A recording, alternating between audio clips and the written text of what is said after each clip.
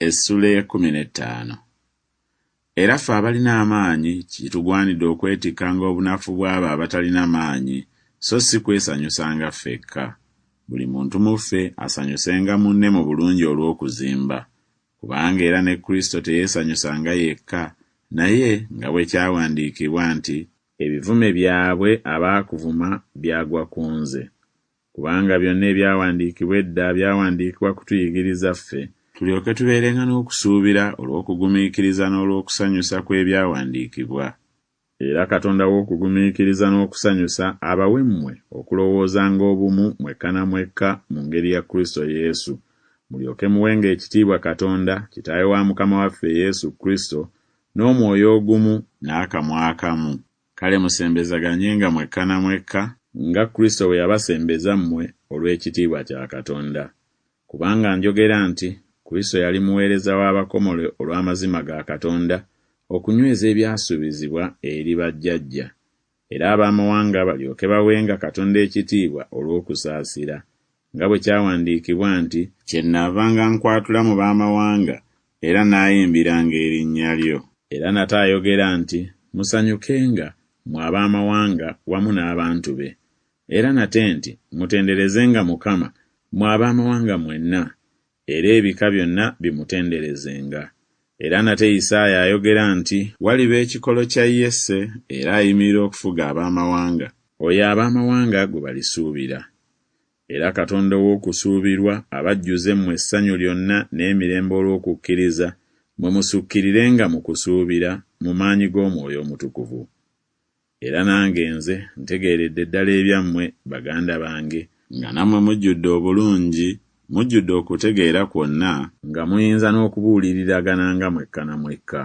Naye neeyongedde okuguma katono okubawandiikira, nga kubajjukiza nate, olw'ekisa kye naweebwa Katonda, nze okubeeranga omuweereza wa Kristo Yesu eri ab'amawanga, nga nkolera enjiri ya Katonda omulimu gwa kabona, ssaddaaka y'ab'amawanga eryoke esiimibwe ng'etukuzibwa Omwoyo Omutukuvu.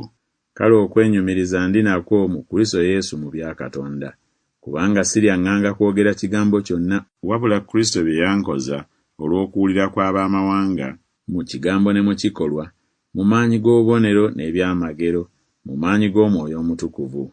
Bwe kityo okuva mu Yerusaalemi n'okwetooloola okutuuka mu Iruliko, natuukiriza enjiri ya Kristo, naye nga njagala ekitiibwa kino okubuuliranga enjiri, si awayatulibwa erinnya lya Kristo, nemenga okuzimba ku musingi gwa beene. Naye nga bwe kyawandiikibwa nti, baliraba abatabuulirwanga bigambo bye, era abataawulira balitegeera.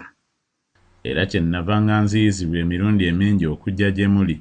Naye kaakati, kubanga sikyalina bbanga mu nsi zino, era kubanga okuva mu myaka mingi nali njagala okujja gye muli, we ndigendera mu Esupaniya, kubanga nsuubira okubalaba nga mpitayo, mmwe mumperekereko okuntuusa eyo, bwe ndimala okubalabako n'okusanyukirako awamu nammwe. Naye kaakati ŋŋenda e Yerusaalemi okuweereza abatukuvu, kubanga ab'e Makedoni n'ab'e Akaya baasiima okusololeza ebintu abaavu ab'omu batukuvu abali e Yerusaalemi, kubanga basiima era nga bababanja. Kuba obanga ab'amawanga bassa ekimu n'ebyabwe eby'omwoyo, babanja okubaweereza nate eby'omubiri. Kale bwe ndimala ekyo, bwe ndibakwasiza ddala ebibala ebyo, ndivaayo okuyita ewammwe okugenda e Supaniya. Era mmanyi nga bwe ndijja gye muli, ndijja mu mukisa gwa Kristo nga gutuukiridde.